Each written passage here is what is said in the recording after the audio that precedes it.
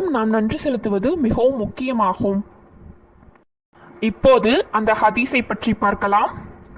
நூல் அபுதாவுதில் 1522வது ஹதீஸாக இது இடம்பெற்றுள்ளது. இது சஹீஹான ஹதீஸ் ஆகும்.